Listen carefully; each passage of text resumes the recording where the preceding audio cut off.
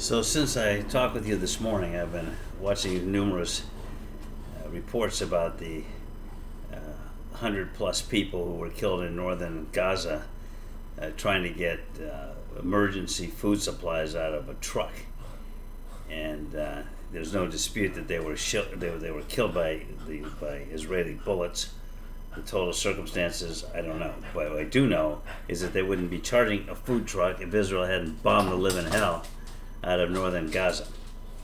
And it just got me thinking that if Biden isn't careful, instead of worrying about the Israeli lobby, he starts worrying about what we young people are saying, this could end up being his Vietnam. And for those of you with short memories, Lyndon Johnson was not run out of the White House by Republicans, who were, as usual, silent on moral issues. He was run out of there because of Democrats, particularly young Democrats. At the time, I actually was a young Democrat, who were voicing moral outrage at what we were doing in Vietnam. It had nothing to do with the draft.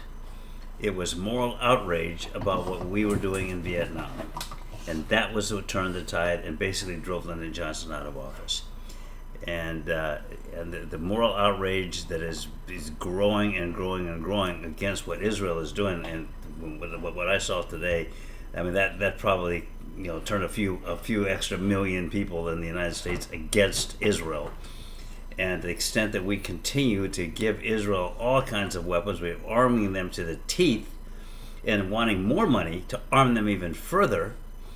And in the meantime, they are bombing the hell out of a helpless civilian population under the guise of going after Hamas. And nobody's justifying what these thugs from Hamas did, but that's no excuse for killing tens of thousands of innocent, this is my dog wants me to throw his bone for, of innocent civilians, including thousands of children, which is, I keep coming back to that. How would you feel if these were your children? And I think a lot of Americans are thinking the same way.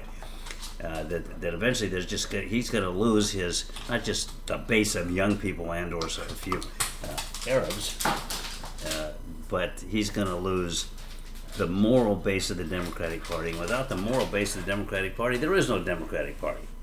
It's fundamentally a party which is, contrary to what my Republican friends think, it is historically a party which has been driven by moral issues and economic issues. So, well, I don't want to go into a lot of detail about that, but the point is, this is a huge political danger for Biden. He's kind of between a rock and a hard place. So when you're stuck between a rock and a hard place, do what's morally right, Joe. Just stand up to Israel. Stop being a putz. On that note, I gotta go take my dog out because he's driving me crazy.